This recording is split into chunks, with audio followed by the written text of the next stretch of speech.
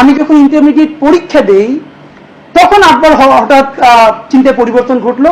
একটা শর্তে তিনি আমাকে বিশ্ববিদ্যালয়ে ভর্তি কোচিং করতে দিবেন, মানে ভর্তি হতে দিবেন।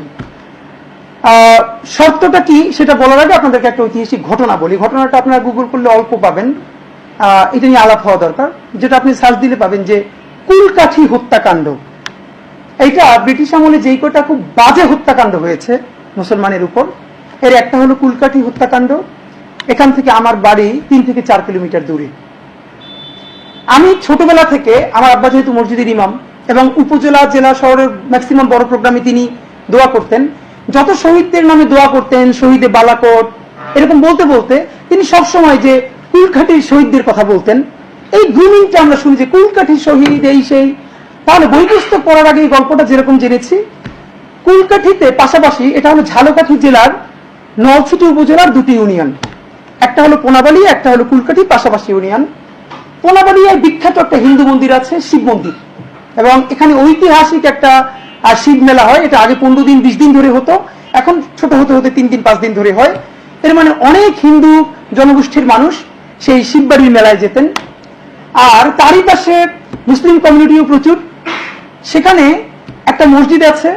গল্পটা এরকম যে শিববাড়ির মন্দিরে যারা উপাসনা করতে যেতেন তারা তো বিভিন্ন পথ থেকেই যেতেন।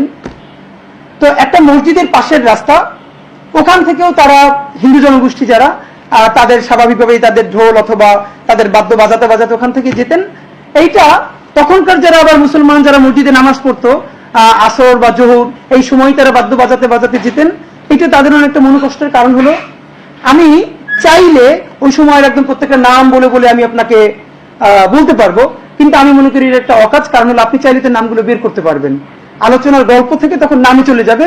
আমি কোনোভাবে এইভাবে আলোচিত হতে চাই না যে এই ভদ্রলোক প্রচুর তথ্য জানে, প্রচুর বইটই পড়ে।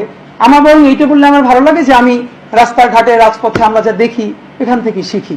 বই শেখার একটা অংশ, কিন্তু লাইব্রেরি হয়ে ওঠার মতো কি বলবো যে এইটা আসলে আমাদের ভালোবাসার জায়গা না। গল্পটা হলো এরকম যে মুসলমানরা হিন্দু কমিউনিটির সাথে 3 থেকে 4 বার বসলেন যে কাইন্ডলি এই পথটা ব্যবহার না করে অন্য পথ থেকে তারা যেতে পারে কিনা, অথবা নামাজের সময় যখন মসজিদ থেকে তারা যান, মসজিদের সামনে থেকে, তখন যেন অন্তত তাদের বাদ্যযন্ত্র না বাজিয়ে এখান থেকে যেন শান্তভাবে যান। এইটা কিন্তু বাংলাদেশের এখন কালচার। আমি এখন যেখানে আমার জন্মস্থান নলছিটিতে, আমার বাসার 5 মিনিটের মধ্যে অন্তত 5টা বড় মন্দির, এবং আজীবন দেখেছি আজানের সময় তারা ওই সময়টা কিছুক্ষণ বন্ধ রাখেন। এটা কোনো মুসলিম কমিউনিটিতে বলে দিতে হয় না, তারা নিজেরা করেন। আবার হিন্দুদের মন্দিরের পাহারা তো মুসলমানরা দেয়, এটা আমাদের ঐতিহ্য। যেটা হলো এটা নিয়ে একটা বিরাট ইস্যু হয়ে গেল।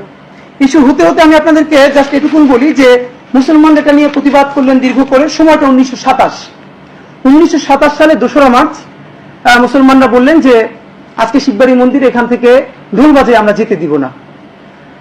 এইটা যখন ঘটনাটা ঘটবে তখন আপনার একটু ফাঁকে বলে রাখা ভালো যে সত্যেন সেন নামক একজন বড় হিন্দু নেতা ছিলেন, যখন একসময় তিনি বৃহত্তর বরিশালের কংগ্রেসেরও সভাপতি ছিলেন, এবং সত্যাগ্রহ আন্দোলনের সাথে তার বিশাল নাম জড়িত। সত্যেন সেন, তার গল্প আমরা পরবর্তীতে আরো বিভিন্ন কারণেই বলবো।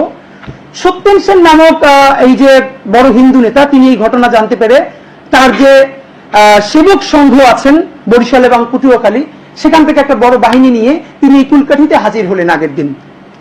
তো মুসলমানরাও তারা ডিটারমাইন্ড, তারা এখান থেকে যেতে দিবে না। সত্যেন সেন তিনিও তার বাহিনী নিয়ে, স্বেচ্ছাসেবক নিয়ে ওখানে আসলেন, যেখান থেকে তারা মিছিল নিয়েই যাবেন মন্দিরে। এইটা জেনে তখন বৃহত্তর বাকেরগঞ্জের যিনি ম্যাজিস্ট্রেট E.N. ব্লান্ডি, নামটা আমি আবার একবার বলছি যে E.N. ব্লান্ডি, তিনিও গুর্খা সৈন্যদেরকে নিয়ে তখন সেখানে সমবেত হলেন। এরপরে 1927 সালের 2রা মার্চ মসজিদের দিকটায় অনেক মুসল্লি, উল্টো পাশে হিন্দুদের যেই সেবা সংঘ তারাও যাবেন। আমরা যে গল্পটা শুনি বড় হয়েছে, মানে আমার আব্বা অথবা আমাদের পারিপাশে, যে তখন প্রচন্ড ঝগড়া বিবাদ শুরু হলো। মুসলমানরা একটা পর্যায়ে বললো বরিশালে ঘাড়কে বলে কল্লা, এরকম দেখাই বললো যে এই কল্লা উপরে থাকে, এখান থেকে যাইতে দিব না। যে কল্লা উপরে থাকতে মসজিদের পাশ থেকে ঢোল বাজিয়ে যাইতে দিব না, যেটা শুনেছি আমরা। এরপর এখান থেকে যাদের মধ্যে হিন্দুদের মধ্যে থাকা যারা একটু মোটামুটি ইংলিশ জানতেন, তারা E.N. ব্লান্ডিকে বললেন যে এখনই বলতেছে যে আমাদের কল্লা উড়াই দিবে বা কল্লা কেটে ফেলবে, এই প্রস্তুতি নিতে। E.N. ব্লান্ডির সাথে সাথে গুর্খা সৈন্যদেরকে আদেশ করলেন মুসলমানদের উপরে ফায়ার করার জন্য। এবং আপনি জানেন কিনা আজকে বলি, 19 জন মুসল্লি সাথে সাথে শহীদ হলেন কুলকাঠিতে। 19 জন মুসল্লি সাথে সাথে শহীদ হলেন এবং মসজিদের মধ্যে যারা অনেকে ছিলেন তারা আহত হলেন। তো কুলকাঠি হত্যাকাণ্ড ঘটল 1927 সালের 2 মার্চ। 19 জন মুসল্লি শহীদ হলেন ইয়েন ব্লান্ডির সরাসরি নির্দেশে গুর্খা সৈন্যদের গুলিতে। এটা নিয়ে পরবর্তীতে আন্দোলন হলো। যেটা হলো ফাঁকে আপনাদেরকে বলি, শেরে বাংলা পরবর্তীতে সেই কুলকাঠিতে গেছেন এবং তিনি গিয়ে এই যারা শহীদ হয়েছে তাদের পরিবারকে জমি দেওয়ার চেষ্টা করেছেন। ওই গ্রামটাকে শহীদিয়া নামকরণ করেছেন। শহীদিয়া স্কুল, শহীদিয়া মাদ্রাসা নামে 2টো প্রতিষ্ঠান ওখানে করেছেন। এটা আপনারা সার্চ দিলে পাবেন। এখন আমি আপনাকে যে গল্পটা শোনাতে চাই, আব্বা যে কারণে আমার বিশ্ববিদ্যালয়ে ভর্তি হইতে রাজি হইলেন, মানে আমার কথা ফর্মাল হয়ে গিয়ে আপনারা বললেন, আমি ফর্মাল কথা বলতে চাই না, খুবই বৈঠকি আলাপে বলতে চাই। আব্বার দীর্ঘ মনোবেদনা, মুসলমানরা ইংলিশ না জানার কারণে 19 জন মুসলমানের তাজা প্রাণ ওইখানে শহীদ হয়ে গেছে। আব্বা মানে তৎকালীন আমার আব্বার মতো বহু মানুষ, তাদের এই মনোবেদনা যে মুসলমানরা বলেছে এই কল্লা থাকতে এইখান থেকে যাইতে দিব না, আর তাদেরকে ইন্টারপ্রেট করা হয়েছে এই কল্লা এখন কোপায় ফেলাই দেওয়া হবে, একটা কিছু। তো আব্বার কথা হইলো, সে আইসা বললো তার তো আজীবন বেদনা আছে, তার মানে তাদের যে মুসলমানরা ইংরেজি না শেখার ফলে এই যে তাদের সাথে ভুল বোঝাবুঝি তৈরি হলো এবং এতগুলো প্রাণ গেল। সুতরাং তুমি যদি ইংরেজি শিখে অথবা এই জেনারেল শিক্ষায় শিক্ষিত হইয়া তোমার এই শিক্ষা যদি বাঙালি মুসলমান যারা সংখ্যায় কোটি কোটি কিন্তু তাদের ক্ষমতা নাই, তাদের ভাষা নাই, তাদের জ্ঞান নাই, তারা গুলি খায়, শহীদ হয়, সর্বোচ্চ পরবর্তীতে 2-1 কাঠা জমি পায়, তাদের উপকারে যদি লাগে, শুধু এই কারণেই আমি তোমার বিশ্ববিদ্যালয়ে পড়তে দিতে রাজি। এবং তিনি আমার পরবর্তীতে বিশ্ববিদ্যালয়ে ভর্তি কোচিং করতে দিলেন। গল্পটার মধ্যে এভাবে শুরু করলাম এই জন্য আপনারা নিশ্চয়ই বুঝতে পারবেন বাঙালি মুসলমান তার যে দীর্ঘদিনের মনোবেদনা পোষণ করে আসছে, তাকে ডিহিউম্যানাইজ করা হয়েছে বিভিন্নভাবে।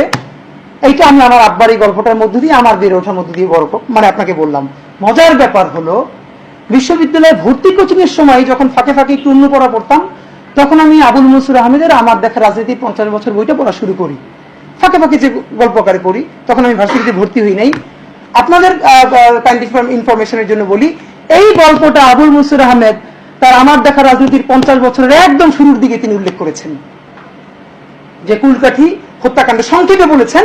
এবং শেরেবাংলা যে পরবর্তীতে এসে এখানে জমি দিয়েছেন, এবং ভালো কথা ব্লান্ডিকে শেরেবাংলা শহীদিয়া এসে সমাবেশে বলেছেন ব্লাডি, এই বলে তাকে উপাধি দিয়েছেন। পরে তাকে চাকরিচ্যুত করা হয়েছে, ব্লান্ডিকে তিনি ব্লাডি বলেছেন, চাকরিচ্যুত করেছেন, মানে কিছু একটা রিয়াকশন হয়েছে। কিন্তু আফসোস দেখেন, এইরকম একটা গল্প আজকের আগে আপনারা কয়জন জানতেন আমি জানি না, যে এই গল্পটা কিন্তু 1927 সনের, এর মানে 100 বছর পুরনো তো হয় নাই, আমরা অনেকে জানি না। এর মানে গল্প যেভাবে নির্মিত হয়, গল্প কিভাবে হয়, গল্পের মধ্যে শব্দ, শব্দের রাজনীতি, এইগুলো না বোঝা পর্যন্ত আমরা আমাদের সার্বভৌমত্ব, আমাদের ক্ষমতা আমাদের কোনোদিন হয়ে উঠবে না।